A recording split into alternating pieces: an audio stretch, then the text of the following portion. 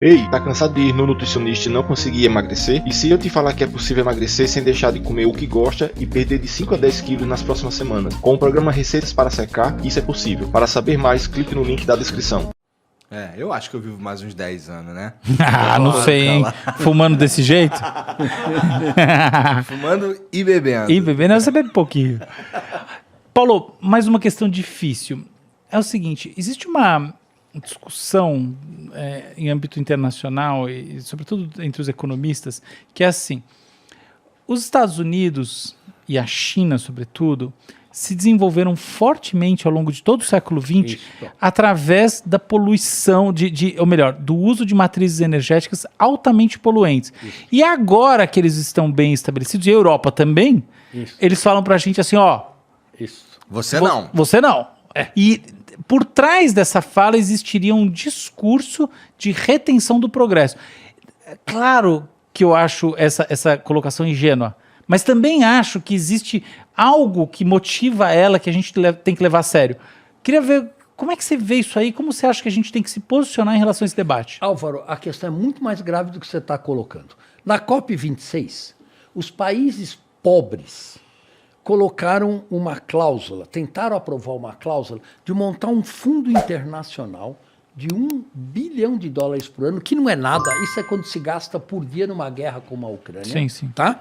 $1 bilhão por ano para ajudar os países pobres a diminuir as suas emissões. Uhum. Sabe o que os países ricos falaram?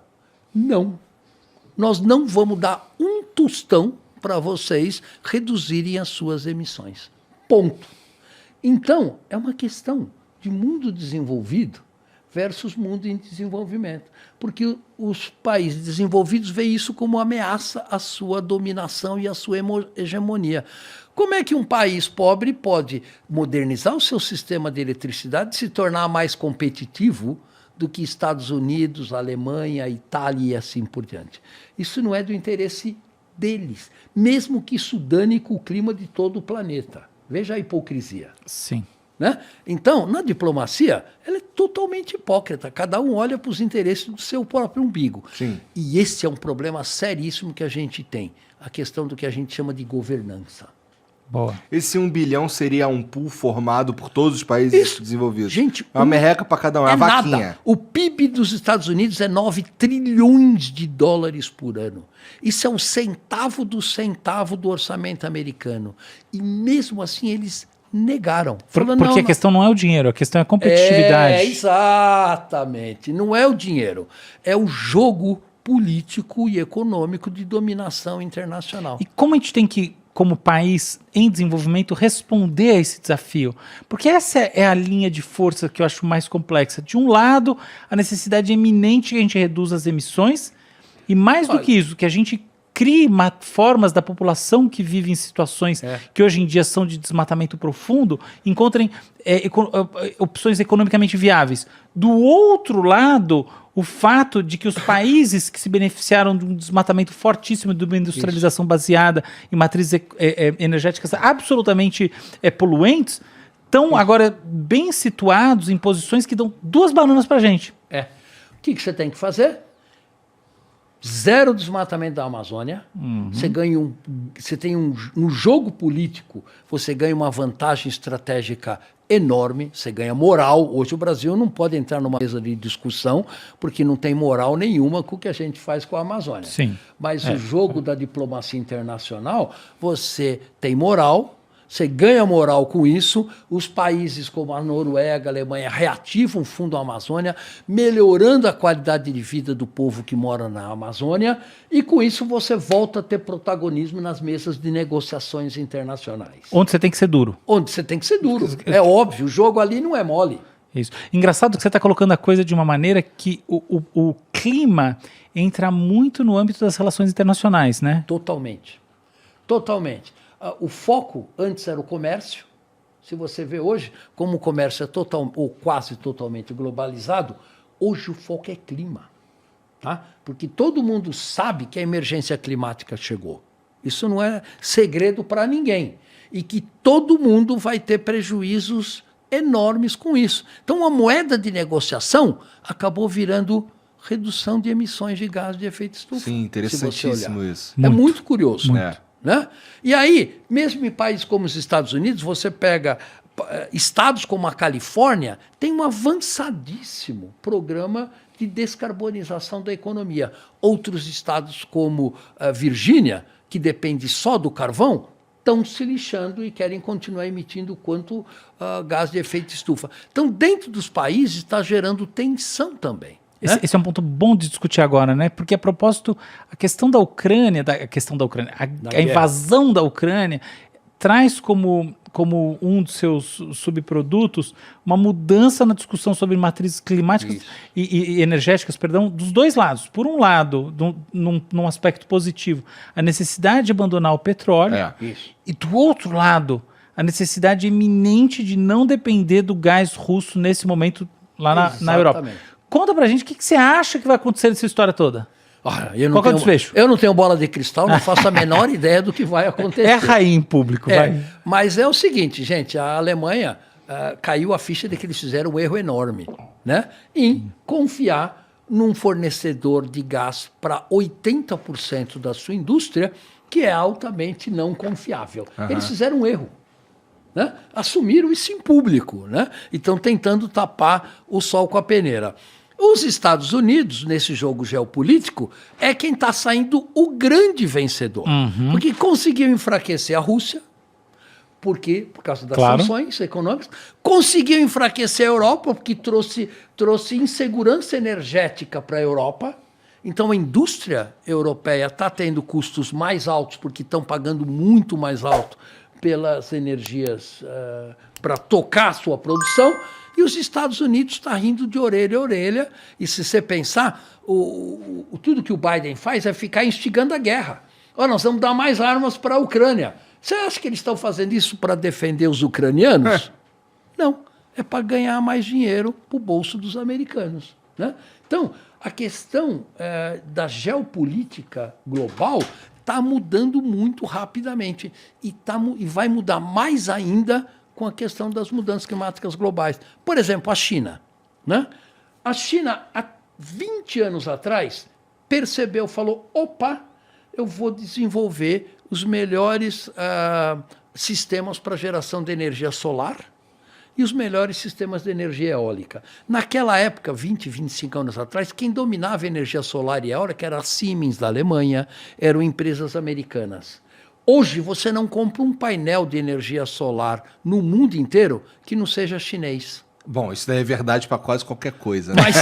Mas na questão energética, isto é importante, porque eles tiveram uma visão estratégica 20 anos atrás, olharam para o futuro e falaram, esse é o futuro do planeta.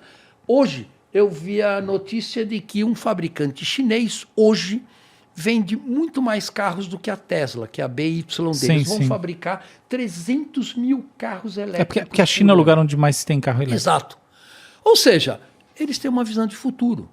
Nós temos carros que são do século Mas eles ainda são altamente poluentes, né? Vamos esquecer isso, que a China é parte da questão. A China parte é fundamental. parte importante. Claro, primeiro, é a maior economia do planeta. Né? Segundo, tem uma matriz energética baseada no carvão de usinas que eles foram fazendo ao longo dos últimos 10, 20 ou 30 anos. Ainda não substituíram. Por outro lado, as novas usinas chinesas são quase todas ou solar, ou eólica, ou nuclear. Eles estão apostando fortemente na energia nuclear. É o único país do mundo que tem dezenas de reatores nucleares em construção. Então, você vê que são caras que querem deixar esse passado, só que, obviamente, como são 1 bilhão de pessoas, a inércia do sistema é gigantesco. Você não muda da noite para o dia, ou você não muda de um ano para o outro. Sim. Mas é importante reconhecer, eles estão no caminho certo. Se você der o primeiro passo, claro. Você precisa dar o primeiro passo em direção a essa mudança aí. Exato. Com certeza. Cara, as usinas nucleares, elas têm uma baixa aceitação por causa dos acidentes, basicamente, não é? Elas poluem muito, elas têm algum outro problema que não seja... A baixa aceitação é por causa de 3 razões, e as 3 razões são muito razoáveis. Primeiro, o preço da geração é muito alto. Tá. né? Não compara com a energia solar e a energia eólica. E, né? com a Segundo, petróleo? elas demoram 15 a 20 anos para ser construídas. Né? Eita. Todas as usinas, não é só o Brasil que está construindo uma usina nuclear há mais de 20 anos. Né? Muitos países fazem isso. Então, com isso, traz uma incerteza econômica enorme. Como é que vai ser o mercado de energia daqui a 20 ou 30 anos? Quanto vai custar o quilowatt-hora e vai por aí afora? Mas dois dos maiores problemas da indústria nuclear são, primeiro, além do preço, né, e da estratégia, a questão do lixo atômico.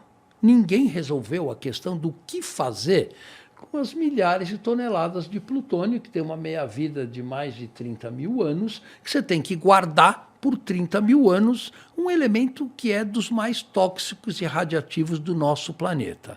A pergunta é, olha, eu vou hoje gerar energia, vendo essa energia. Quem paga pela segurança deste plutônio ao longo dos próximos 30 mil anos? A sociedade como um todo? Os governos? Isso é justo? Isso está embutido no preço que eu paguei hoje pelo quilowatt-hora produzido nuclear? Isso é uma grande questão. É uma questão importante. Muito. E a terceiro ponto é o que você falou. Veja, todo reator nuclear produz plutônio. E a questão é a seguinte, o mundo seria muito mais perigoso se em vez de 5 ou 7 países tivessem bombas nucleares, se 120 países, 150 países tivessem bombas nucleares. A tecnologia de fazer uma bomba é fácil, é bem conhecida, qualquer um pode fazer uma bomba nuclear. Irã fez, né? Coreia do Norte fez, e assim por diante. Então, você imagina quão perigoso ia se tornar o mundo, tá? Com toneladas de plutônio rodando daqui para lá, né? É um elemento, além de radiativo, extremamente tóxico. Isso era um prato cheio para terrorista. Então, tem problemas de segurança nacional com as usinas nucleares muito grandes e ainda não resolvidos. Então, você vê, é só problema. Tem uma vantagem. Entendi. A geração de eletricidade não gera CO2. Mas essa vantagem, a energia solar e a energia eólica também tem. Mas então como que você vê isso dentro de uma esfera positiva do ponto de vista chinês? Ou não é? Veja, a China está apostando todos os cacifes em todas as direções do lado das emissões zero de CO2, inclusive apostando na questão nuclear. Porque você acha que reduzir o CO2 é mais importante do que reduzir o risco de no futuro ter um acidente nuclear, por exemplo? Olha, dá para botar essas coisas numa base comparável? É difícil você botar na balança, porque são balanças com pesos diferentes, né? O risco da emergência climática é gigante, está aqui hoje com a gente. Risco de acidente nuclear é grande, os prejuízos são monstruosos, né? Fukushima ainda armazena bilhões de toneladas de água altamente radiativa que eles não sabem o que fazer. Não pode jogar no mar, não tem para onde transportar isso, vai ficar lá forever, num custo de manutenção e monitoramento disso gigantesco. E quem paga essa conta? É a empresa privada que tinha os reatores ou é o Estado japonês? É justo isso?